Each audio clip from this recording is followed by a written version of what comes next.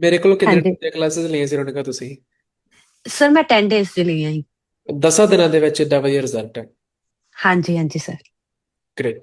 ਤੇ ਰੋਨਿਕਾ, online classes ਬਾਰੇ ਮੇਰੇ ਬਾਰੇ ਤੁਹਾਨੂੰ ਕਿਹਨੇ ਦੱਸਿਆ ਸੀਗਾ?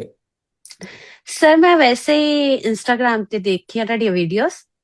ਤੁਹਾਡੇ ਬਹੁਤ ਵਧੀਆ ਰਿਵਿਊ, ਰਿਜ਼ਲਟ ਵੇਖੇ ਮੈਂ, ਸਾਰਾ ਕੁਝ ਵੇਖ ਕੇ ਚੰਗੀ ਤਰ੍ਹਾਂ ਫਿਰ ਮੈਂ ਸੋਚਿਆ, ਮੇਰੇ ਹਸਬੰਡ ਕਹਿੰਦੇ ਕਿ ਨਹੀਂ ਲੈਣੀ, ਆਪਾਂ ਕੋਚਿੰਗ ਨਹੀਂ ਕਿਸੇ ਕੋ ਵੀ ਲੈਣੀ ਹੁਣ, ਹਾਂ ਹਾਂ। ਤੂੰ ਬਸ ਹੁਣ ਤੂੰ ਘਰੇ ਸੈਲਫ ਸਟੱਡੀ ਕਰ। ਮੈਂ ਕਿਹਾ ਨਹੀਂ, ਇੱਕ ਵਾਰੀ ਗੁਰਵਿੰਦਰ ਸਰ ਨਾਲ ਮੈਂ ਗੱਲ ਕਰਨੀ ਜ਼ਰੂਰ। ਮੈਨੂੰ ਉਹਨਾਂ ਦੇ ਰਿਜ਼ਲਟ ਮੈਂ ਵੇਖੇ ਆ, ਉਹਨਾਂ ਦੀ ਰੋਜ਼ ਪੋਸਟ ਪਈ ਹੁੰਦੀ ਹੈ, ਕੋਈ ਕੁਛ ਤੇ ਹੋਏਗਾ ਉਹਨਾਂ ਚ ਮੈਂ ਜਿਹੜੇ ਇੰਨੇ ਰਿਜ਼ਲਟ ਹੈ। ਤੇ ਕਹਿੰਦੇ ਲਾਸਟ ਚਾਂਸ ਤੇਰਾ ਬਸ, ਇਸ ਤੋਂ ਬਾਅਦ ਨਹੀਂ ਮੈਂ ਤੈਨੂੰ ਕੋਈ ਵੀ ਕਲਾਸ ਲੈਣ ਦੇਣੀ।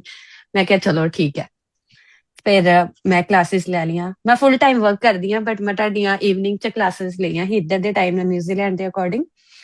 ਉਸ ਤੋਂ ਬਾਅਦ ਆ ਕੇ ਮੈਂ ਅਟੈਂਡ ਕੀਤੀ ਤੁਹਾਡੀ ਕਲਾਸਿਸ। ਮਤਲਬ ਬਹੁਤ ਵਧੀਆ ਤੁਹਾਡੀ ਗਾਈਡੈਂਸ ਸੀ, ਤੁਹਾਡੇ ਟੈਂਪਲੇਟ